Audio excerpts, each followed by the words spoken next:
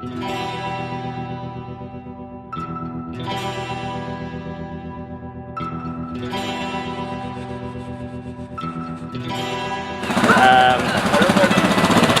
it still gets you in the gut. Yeah, it still gets me in the guts. I smile. It's fun to ride.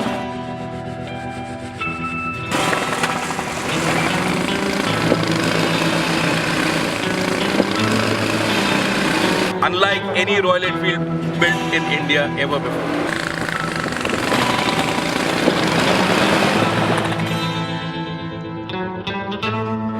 It means a lot to me because it is the bike that I wanted to have when I was 16 but couldn't afford. But if you were serious about motorcycling, Continental GT was the bike that all young riders wanted. You didn't necessarily have it. I had a James Sports Captain, but this is what I wanted and I can have one now. This now takes us to a totally different genre, which is classic sport, cafe racer, motorcycles. It will create that spirit of cafe racing in India. It will create a new spirit of motorcycling fun. The Continental GT is our starting point of a new international Royal Enfield.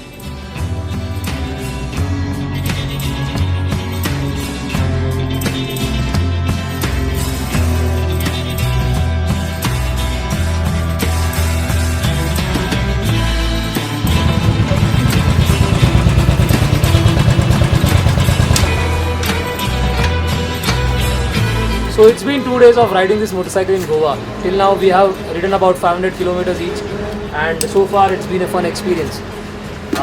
I know this is going to be a short first impression of the bike.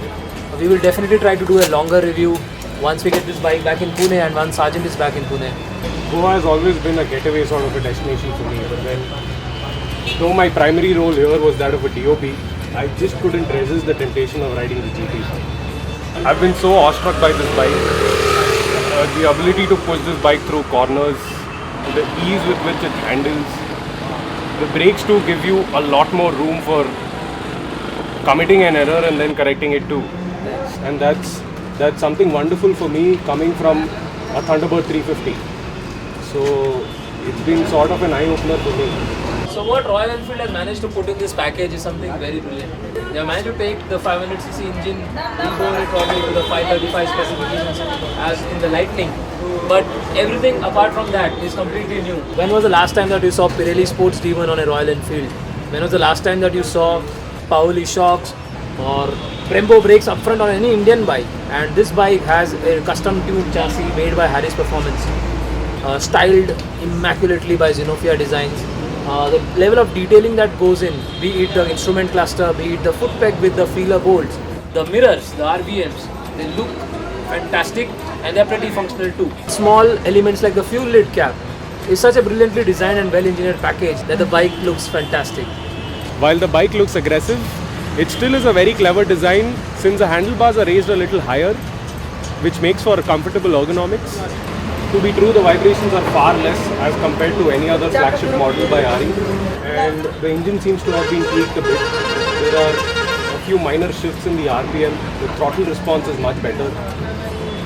Probably the only Royal Enfield that lets you be a little juvenile. Yeah, the bike really allows you to make mistake and correct that.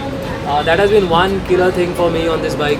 Now, they call me a tourer, but I am used to bikes which are lighter, which are faster than this, and I subscribe to that genre of motorcycling where I want to ride faster.